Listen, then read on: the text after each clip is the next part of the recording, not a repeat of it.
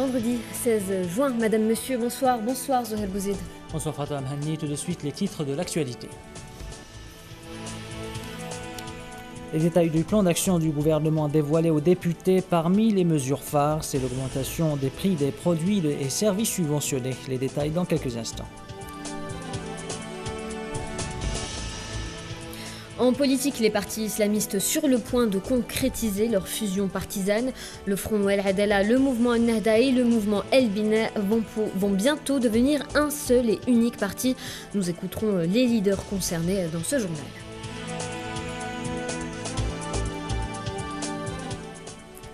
Le bac 2017 s'est terminé hier. Les syndicats parlent d'un bilan mitigé. L'examen a été entaché par plusieurs publications de sujets, mais après le début des épreuves, les syndicats de l'éducation réclament des enquêtes approfondies. Et à l'étranger, au Maroc, la situation dans le Rif se complique. À El Hoceima, des affrontements violents ont eu lieu entre manifestants et forces de l'ordre. La démarche pacifique s'est transformée en bataille rangée dans les rues du nord marocain.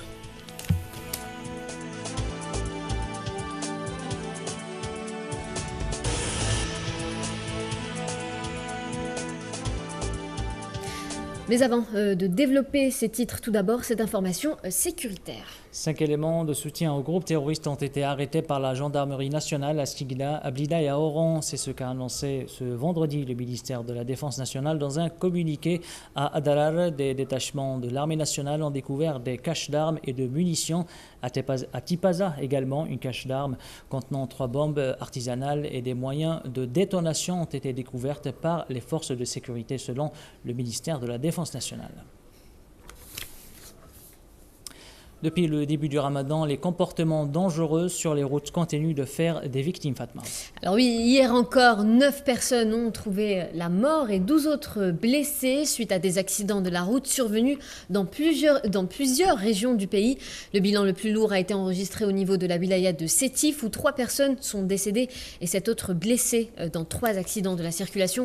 On écoute à ce propos le responsable de la sécurité routière à la DGSN. Il a été interrogé par Yassine Lekhal.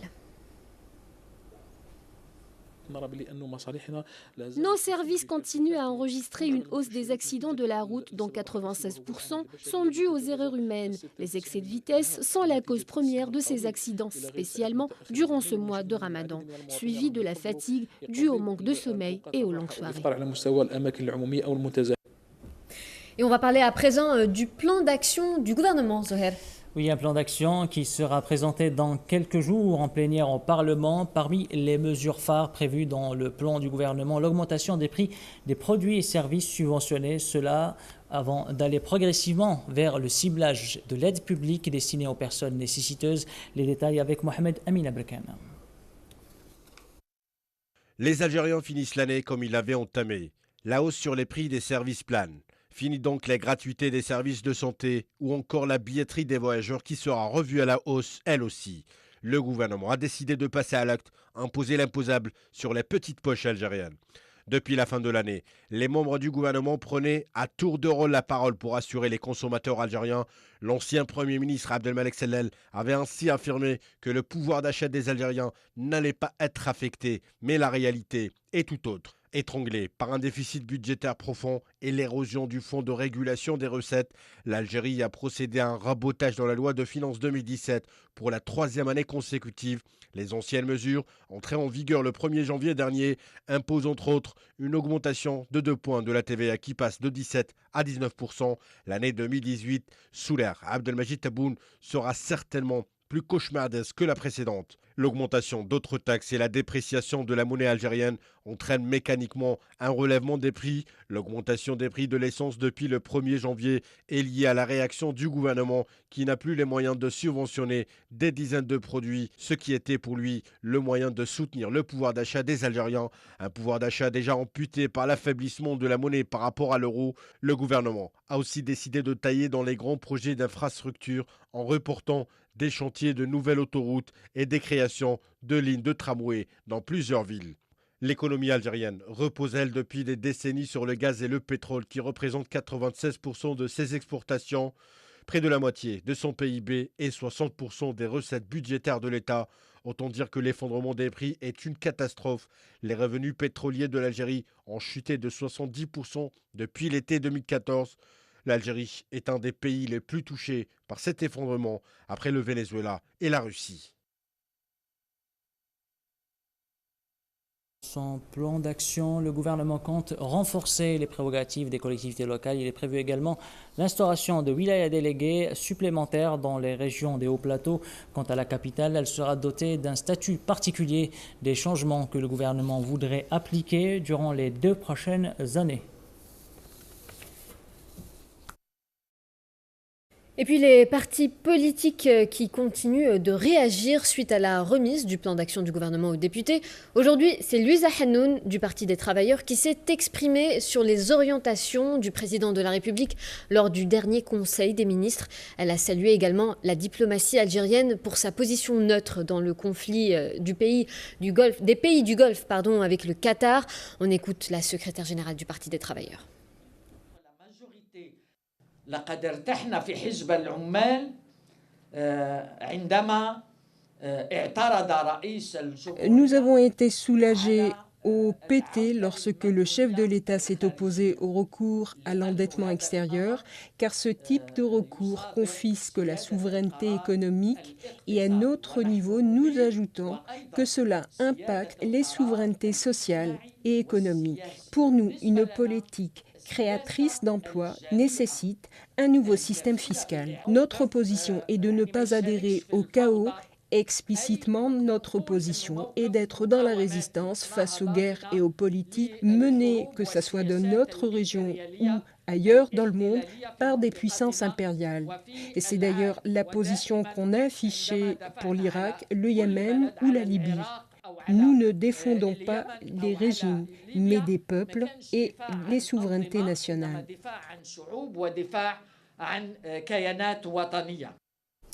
Et on va continuer à parler politique avec l'alliance des partis islamistes qui sont sur le point de concrétiser leur fusion partisane, n'est-ce pas Zoher?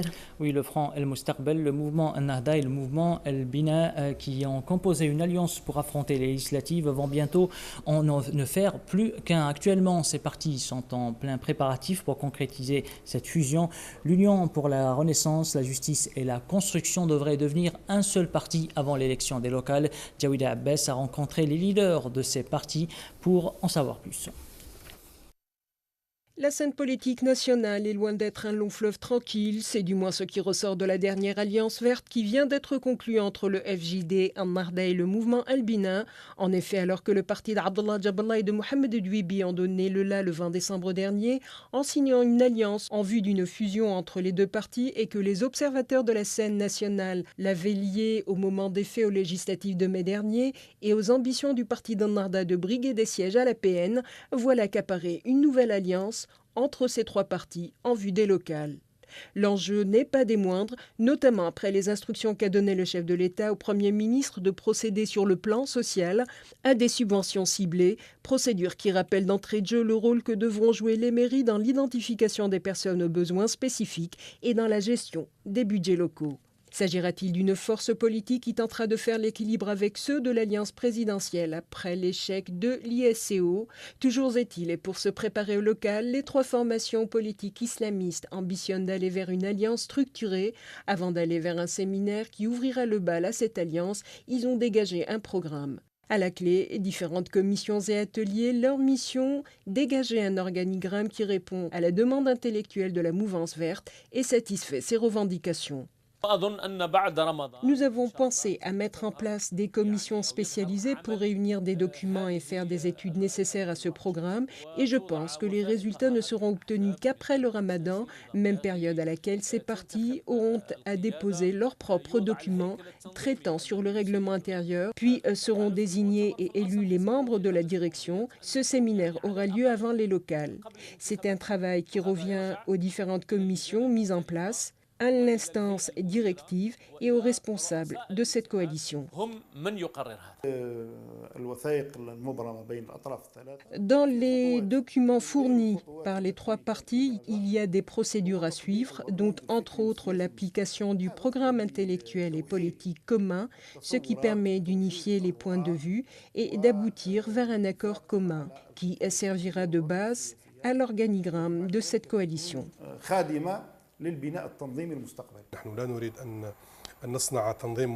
Ce qui nous intéresse le plus, c'est d'œuvrer ensemble pour aboutir vers un organigramme commun basé sur des idées communes, collectées tant au niveau de la base partisane qu'au niveau des membres directeurs du parti. De façon générale, former ce projet est stratégique. Il prévient toute fracture. Il faut savoir que ce projet ne plaît pas à tout le monde.